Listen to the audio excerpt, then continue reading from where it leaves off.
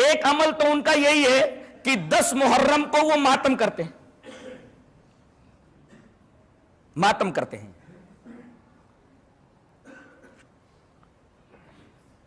ماتم کب سے شروع ہوا؟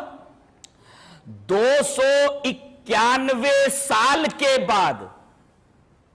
کس کے 291 سال کے بعد؟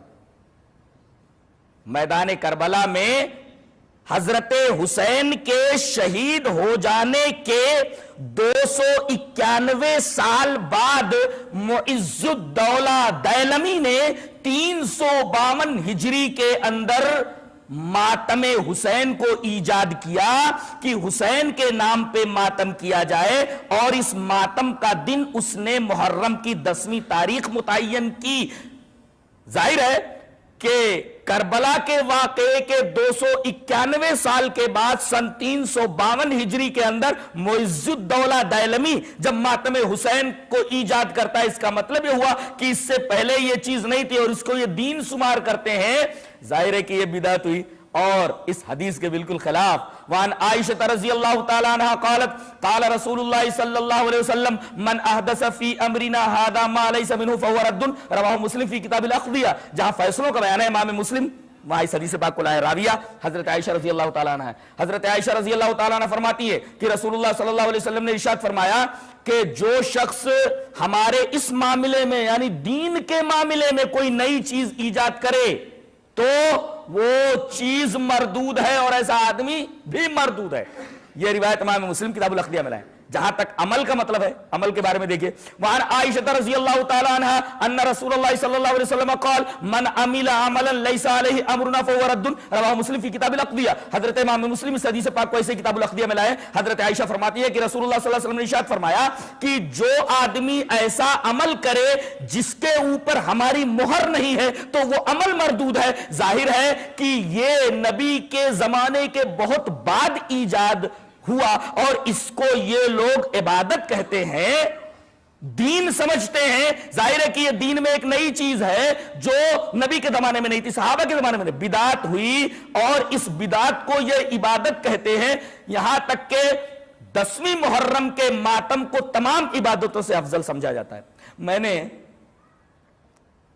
ایک صاحب کو یہ کہتے سنا کہ 2 بھائی تھے، ایک سنی تھا دوسرا بھی سنی تھا مگر شیعیت کی طرف مائل تھا، تو محرم کے دن علم لے کر کے دونوں جا رہے تھے۔ دونوں نے علم کو سنبھال رکھا تھا، پکڑ رکھا تھا، اس لیے کہ علم ذرا بھاری تھا تو دونوں بھائیوں کو سنبھال کر کے لے جانا پڑ رہا تھا۔ اچانک عصر کی اذان ہو گئی تو وہ بھائی جو سنی تھا اس نے کہا کہ تو علم کو پکڑے رہے، میں ذرا نماز پڑھ کر کے آتا ہوں۔ وہ کہتا ہے کہ ارے اس کو چھوڑ کر کے تو نماز پڑھنے جائے گا؟ اتنی بڑی عبادت کو چھوڑ کر کے تو نماز پڑھنے جائے گا؟ اللہ، اس کا مطلب یہ ہوا کہ یہ علم اٹھانا یہ نماز پڑھنے سے بھی اعلیٰ اور افضل کام ہے۔ انہوں نے اس بدعت کو ایک بہت بڑی عبادت کا درجہ دے دیا ہے جو ان دونوں حدیثوں کے تناظر میں بدعت ٹھہرتی۔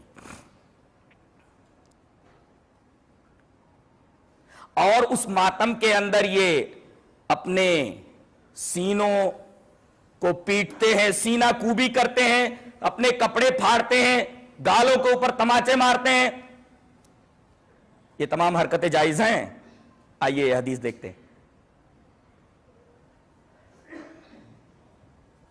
وعن عبد اللہ رضی اللہ تعالیٰ عنہ قال قال النبی صلی اللہ علیہ وسلم لیس منا من لطم الخدود وشق الجیوب ودعا بدعوى الجاہلیہ، رواہ البخاری فی کتاب الجنائز۔ حضرت امام بخاری سے حدیث پاک سے کتاب الجنائز کے اندر راوی حضرت عبداللہ ابن مسعود ہے۔ حضرت عبداللہ ابن مسعود فرماتے ہیں کہ نبی کریم صلی اللہ علیہ وسلم نے ارشاد فرمایا وہ آدمی ہم میں سے نہیں جو گالوں پر تماچا مارے۔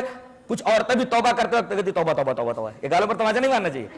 تو وہ ہم میں سے نہیں جو گالوں پر تماچا مارے، وہ شکل جیوب جو اپنے گریبان کو چاک کرے، اپنے گریبان کو پھاڑے، وہ دعا بدعوى الجاہلیہ اور جاہلیت کی پکار پکارے۔ یہاں دیکھیں سینہ کوبی، کپڑوں کو پھاڑنا، گالوں پر تماچے مارنا، جاہلیت کی پکار پکارنا، جیسا کہ یہ سب کچھ ماتم کے نام پہ ہو رہا ہے، اس حدیث کی روشنی میں ناجائز ٹھہرتا ہے۔ نبی کریم صلی اللہ علیہ وسلم فرمایا ایسے لوگ ہم میں سے ہیں ہی نہیں۔